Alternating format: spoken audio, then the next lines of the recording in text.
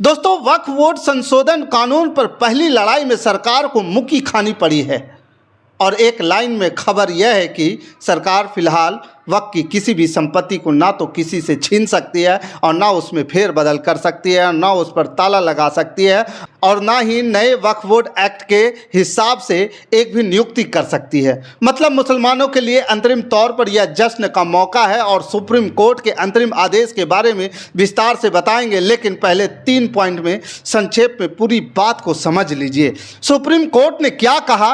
पहला, वक्फ बोर्ड पर केंद्र सरकार की तरफ से जवाब दाखिल होने तक वक्फ की संपत्ति मौजूदा कानूनी स्थिति में नहीं बदले, कानूनी स्थिति में बदलाव नहीं होगी। दूसरा, कोर्ट से वक्फ घोषित संपत्ति डीनोटिफाई नहीं हो सकती, चाहे वो वक्फ बाई यूजर हो, वक्फ बाई डीड हो। और तीसरा, वक्फ बोर्ड और केंद्रीय वक्फ परिषद में कोई भी नई नियुक्ति नहीं होगी। देखिए, वक्फ संशोधन कानून पर 17 अप्रैल को सुप्रीम कोर्ट में लगातार दूसरे दिन करीब 1 घंटे सुनवाई। कोर्ट में केंद्र सरकार को कानून पर जवाब देने के लिए 17 दिन का समय दिया है। सरकार के जवाब के बाद याचिकाकर्ताओं को 5 दिन के भीतर अपना जवाब देना होगा। ये दोनों जवाब आ जाने के बाद, लेकिन जो बड़ी बात है यह है कि सुप्रीम कोर्ट ने कहा कानून के खिलाफ दायर 70 याचिकाओं की जगह सिर्फ 5 याचिकाएं ही दायर की जाए, उन्हीं पर सुनवाई होगी। सुप्रीम कोर्ट ने कहा कि 110 से 120 फाइलें पढ़ना संभव नहीं है, ऐसे में 5 पॉइंट तय कर लेने होंगे, उन्हीं 5 मुख्य आपत्तियों पर सुनवाई होगी। सभी याचिकाकर्ता मुख्य बिंदुओं पर सहमति बनाएं और नोडल काउंसिल के जरिए इन आपत्तियों को तय करें। आपको पता ही होगा कि खुद चीफ जस्टिस संजीव खन्ना की पीठ इस पर सुनवाई कर रही है। बाकी के 2 जज जस्टिस पीवी संजय कुमार और जस्टिस केवी विश्वनाथन यही बेंच मामले की सुनवाई कर रही है। केंद्र की ओर से सॉलिसिटर जनरल तुषार मेहता पैरवी कर रहे हैं। वहीं कानून के खिलाफ कपिल सिब्बल, राजीव धवन, अभिषेक मनु सिंघवी और सीओ सिंह जैसे धाकड़ वकील दलील रख रहे हैं। अब जरा समझिए कि जो याचिकाएं लगाई गई है उनकी 3 सबसे मोटी बातें क्या हैं। पहला तो यह है कि कानून संविधान के अनुच्छेद 14, 15 और 25 यानी कि धार्मिक स्वतंत्रता, अनुच्छेद 26 यानी कि धार्मिक मामलों में प्रबंधन की स्वतंत्रता, अनुच्छेद 29 यानी कि अल्पसंख्यकों के हितों की रक्षा का अधिकार और इसके साथ ही संपत्ति के अधिकार का उल्लंघन करता है। दूसरी बात, वक्फ बोर्ड में गैर मुसलमानों को शामिल करना और डिस्ट्रिक्ट कलेक्टर यानी कि डीएम को वक्फ संपत्ति का फैसला करने का अधिकार देना सरकारी हस्तक्षेप को बढ़ाता है। हम आपको बता दें कि डीएम मुसलमान भी हो सकता है और गैर मुसलमान भी हो सकता है। और तीसरा, यह कानून मुस्लिम समुदाय के साथ भेदभाव करता है, क्योंकि हिंदुओं के धार्मिक ट्रस्टों और गैर धर्मों के लोगों को शामिल करने की इजाज़त नहीं है, लेकिन वक्फ संशोधन एक्ट के बाद यह हक मिल गया है। आपको याद दिला दे कि पहले दिन की सुनवाई में सुप्रीम कोर्ट में उस समय तनाव बढ़ गया था जब चीफ जस्टिस और सॉलिसिटर जनरल यानी कि सरकारी वकील के बीच तीखी बहस छिड़ गई, क्योंकि कोर्ट ने पूछ दिया कि सरकार हिंदू धार्मिक बोर्डों में मुसलमानों को शामिल करने के बारे में विचार कर रही है। तुषार मेहता ने कहा कि वक्फ परिषद में पदेन सदस्यों के अलावा 2 से ज़्यादा गैर मुस्लिम सदस्य नहीं होंगे।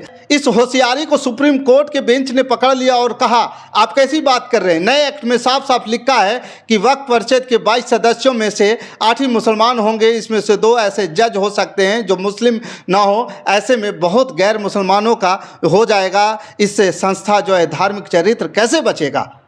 दूसरे दिन सुनवाई की शुरुआत में ही कानून के 3 प्रावधानों पर रोकी हुई सुप्रीम कोर्ट ने प्रस्ताव दिया कि कोर्ट से वक्फ घोषित संपत्ति डीनोटिफाइड नहीं होगी और वक्फ बाई यूजर हो या वक्फ बाई डीड हो। दूसरा, लेकिन कलेक्टर वक्फ संपत्ति का सर्वे तो कर सकते हैं, लेकिन उसकी प्रकृति, उसको नेचर नहीं बदल सकते हैं।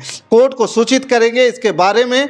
और तीसरा, वक्फ बोर्ड और केंद्रीय वक्फ परिषद के सभी सदस्य मुसलमान ही होने चाहिए, सिवाय पदेन सदस्यों के। चीफ जस्टिस ने कहा, जब मामला अदालत में लंबित है तो हमें यह सुनिश्चित करना होगा कि वर्तमान स्थिति में कोई व्यवधान न आए।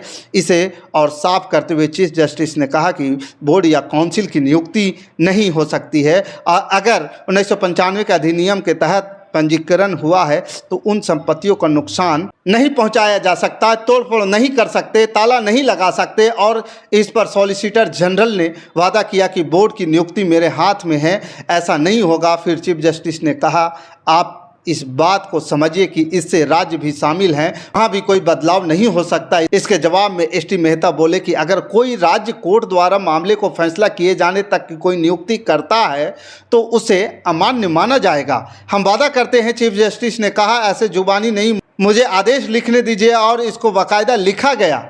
आपको बता दें कि नए वक्फ कानून के विरोध में 100 से ज़्यादा याचिकाएं लगाई गई है, लेकिन सुप्रीम कोर्ट ने साफ कर दिया कि अगली सुनवाई इस पर केवल 5 रीट याचिकाओं पर ही कोर्ट में उपस्थित होंगे और हम यहाँ केवल 5 चाहते हैं। आप 5 पर चुनाव कर लीजिए, आपस में मिलजुल करके दूसरों को या तो आवेदक के रूप में माना जाएगा या उसको निपटाया जाएगा।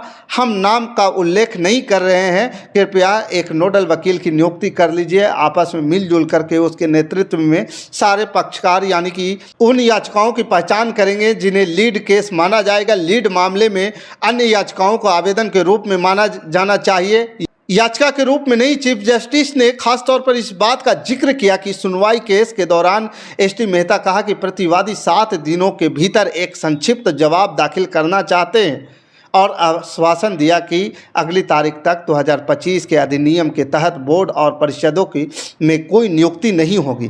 चीफ जस्टिस ने कहा कि खुद यह प्रस्ताव सॉलिसिटर जनरल ने रखा है। उन्होंने यह भी आश्वासन दिया कि अधिसूचना या राजपत्र द्वारा पहले से घोषित वक्फ बाय यूजर समेत वक्फ की किसी भी संपत्ति की स्थिति में बदलाव नहीं किया जाएगा। जवाब 7 दिनों के भीतर दाखिल किया जाना चाहिए। उस जवाब के दाखिल होने के बाद पक्षकारों को अपनी जवाब का दाखिल करना होगा और इसके लिए 5 दिन का समय दिया गया। हमने आपको बताया, दरअसल 1 दिन पहले ही यह संकेत मिल गए थे कि सुप्रीम कोर्ट नए वक्फ कानून पर रोक भले न लगाए, लेकिन इसके विवाद वाले हिस्से को अंतरिम तौर पर ठिकाने जरूर लगाएगा। वही हुआ। Chief justice Sanjeev Khanna, justice Sanjeev Kumar और जस्टिस के.वी. विश्वनाथन की पीठ ने कहा कि हमारा अंतरिम आदेश हिस्सेदारी को संतुलित करेगा। पहले दिन की सुनवाई के अंत में ही चीफ जस्टिस की बेंच ने अंतरिम आदेश पारित करने के संकेत दिए थे, लेकिन उसने केंद्र की ओर से पेश हुए सॉलिसिटर जनरल तुषार मेहता से अनुरोध पर अगले दिन भी दलीलों पर विचार करने का फैसला किया। इसके साथ ही शीर्ष कोर्ट ने प्रस्ताव रखा कि अलग अलग हाई कोर्ट में वक्फ कानून 1995 को दी गई चुनौती से संबंधित सुप्रीम कोर्ट का अंतरिम आदेश आते ही मुसलमानों और इस कानून का विरोध कर रहे हैं। राजनीतिक दलों ने राहत की सांस ली। कांग्रेस ने इस पर प्रतिक्रिया देते हुए ट्वीट किया कि अपनी बात कोर्ट के सामने मजबूती से रखने वाले हैं। यह एक बहुत सब्सटेंटिव यानी कि ठोस मजबूत तथ्यों और कानून के महत्वपूर्ण तर्कों पर आधारित एक याचिका है और इस मामले में कई सारी याचिकाएं हैं। हम जानते हैं कि यह कानून एक विडंबना का निर्माण करता है। साथ ही इस मामले को सिर्फ मुसलमान या अल्पसंख्यक की नज़र से देखना सही नहीं होगा। यह मामला निश्चित रूप से उनसे जुड़ा हुआ है, लेकिन यह संविधान की आत्मा का सवाल है। अगर आज एक समुदाय के धार्मिक संस्थानों पर कब्जा हो सकता है तो कल हर अल्पसंख्यक संस्था खतरे में होगी। अंत में कांग्रेस ने लिखा कि अगर हम आज नहीं बोलेंगे तो कल बोलने का हक शायद हमसे छीन लिया जाएगा। और यह लड़ाई केवल कानून ही नहीं बल्कि एक सोच के विरुद्ध है। अब सबको इंतजार है कि सुप्रीम कोर्ट का अंतिम फैसला क्या होता है। बाकी इस खबर के प्रति आपका क्या विचार है, आप हमें कमेंट कर जरूर बताइएगा। हमारे साथ बने रहने के लिए धन्यवाद। जय हिंद, जय भारत।